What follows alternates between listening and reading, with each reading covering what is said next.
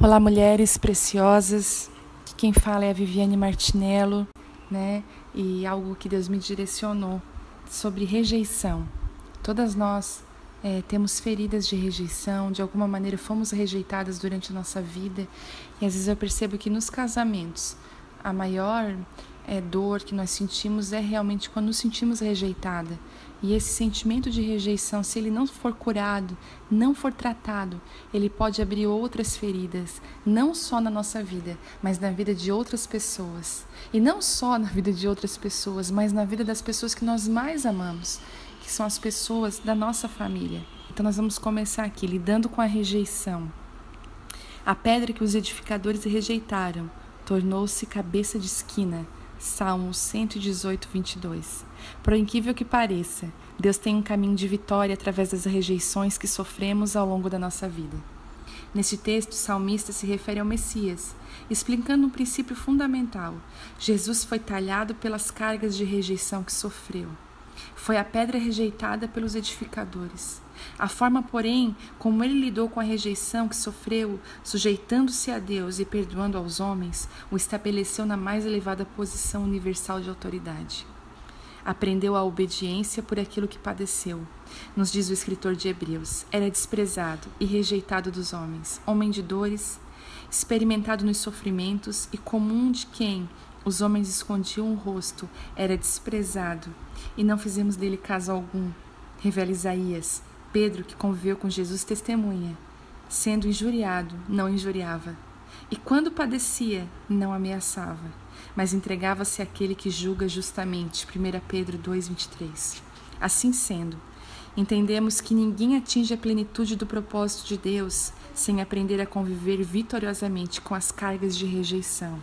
Essa é a famosa escola do quebrantamento, no qual o Espírito Santo matricula os verdadeiros discípulos. O quebrantamento de amortecer, vencer e perdoar as cargas de rejeição nos coloca na posição de cabeça de esquina na vontade de Deus. Meu objetivo neste capítulo não é apenas tratar de traumas do passado que nos prenderam e problemas presentes, mas encorajar a cada pessoa a uma convivência vencedora com as rejeições presentes e futuras que certamente enfrentaremos. Existem dois tipos básicos de crises que as pessoas normalmente enfrentam. As crises circunstanciais, que se baseiam nos desafios momentâneos e externos, e as crises existenciais, que vêm do estilo de vida baseado em medo e incredulidade, como resultado de fortes cargas de rejeição, gerando bloqueios internos e permanentes. Portanto, sob a perspectiva dos desafios da vida, o que mais nos derrota não são as dificuldades externas que enfrentamos, mas as barreiras internas que impõem um quadro crônico de fuga e desistência. Dessa forma, a pessoa gradativamente perde o sabor pelos desafios da vida, tornando-se apática, depressiva. Essa paralisia da fé invariavelmente procede de plataformas de rejeição e inferioridade. O plano mestre de Satanás. Vamos ver como o inimigo destrói nossa autoestima, nos induzindo, através de seu sistema mundano, a essa plataforma de rejeição. Satanás invariavelmente traça seus ataques em cima das necessidades e fraquezas humanas. Ele explora os pontos de fraqueza moral, debilidade emocional, bem como os momentos críticos de aridez espiritual. Foi exatamente quando Jesus teve fome, depois de 40 dias de jejum, que Satanás oportunamente surgiu para tentá-lo, um momento de extrema necessidade. Para desvendarmos o plano mestre de Satanás, precisamos primeiramente compreender o quadro de necessidades que abrange a realidade de cada ser humano. Necessidades básicas do ser humano. A primeira, a necessidade espiritual, Deus. Todo ser humano tem um vazio espiritual. Isso é fortemente evidenciado através da infinidade de religiões existentes. O diabo tem usado essa necessidade espiritual do homem para enganá-lo, através de uma religião ou filosofia qualquer, investindo no seu ego, fazendo-se sentir melhor que os outros e dono da verdade. Apesar do homem perceber a religião como uma necessidade sentida, sua necessidade real é outra, intimidade com Deus. 2. Necessidades emocionais. Todo ser humano precisa emocionalmente de respeito, ser valorizado nas habilidades específicas, dons pessoais, ser considerado independentemente da aparência que possui.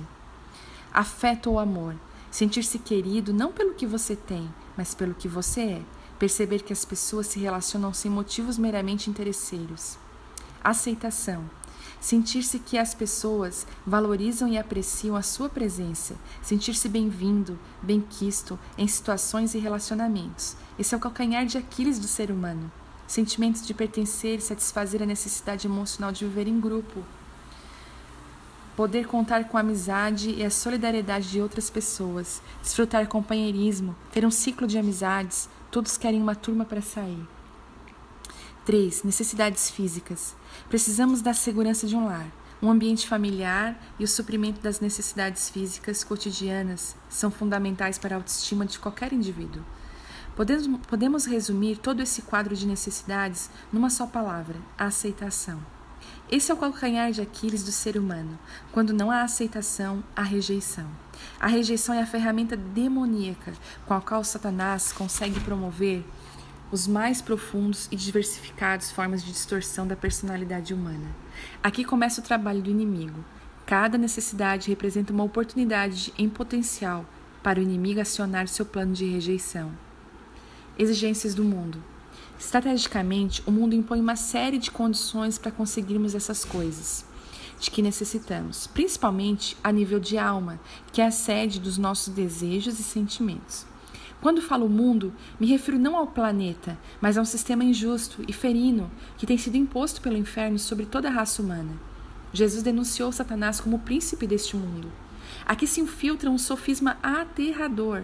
Você pode conquistar um patamar de aceitação, porém, para isso, é necessário atender a um conjunto de exigências, entre aspas, indispensáveis. Ou seja, você só será aceito se corresponder às exigências impostas pelo sistema mundano de valores. Vamos exemplificar como isso funciona através de um quadro a seguir. Eu vou ler agora aqui o quadro para vocês. Então está assim: exigências do mundo. A primeira, status. Se você atende, sente que está por cima e é melhor que os outros. E se você não atende, sente discriminado e inferior. Exigências do mundo. Personalidade extrovertida.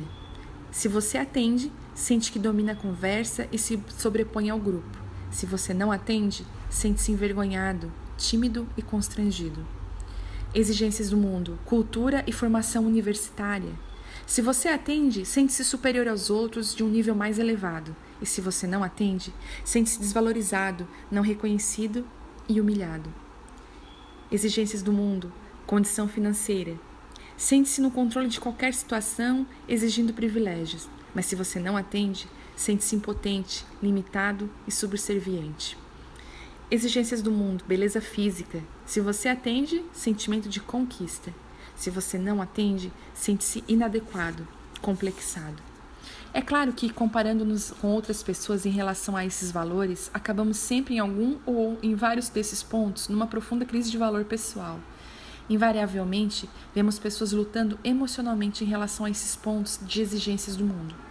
Alguns se sentem desvalorizados porque não têm uma boa condição financeira. Outros se sentem ignorantes e inferiores por causa de um baixo nível escolar. Outros ainda se sentem feios, altos demais, baixos demais, magros demais, gordos demais, escuros demais, brancos demais, um nariz grande, cabelo ruim e por assim adiante.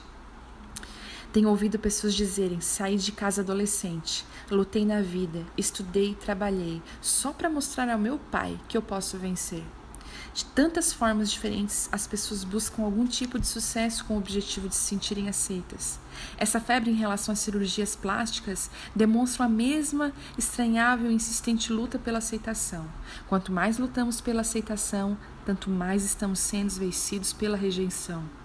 A chave não é lutar, mas descansar, aprendendo com Deus a sermos nós mesmos confortavelmente.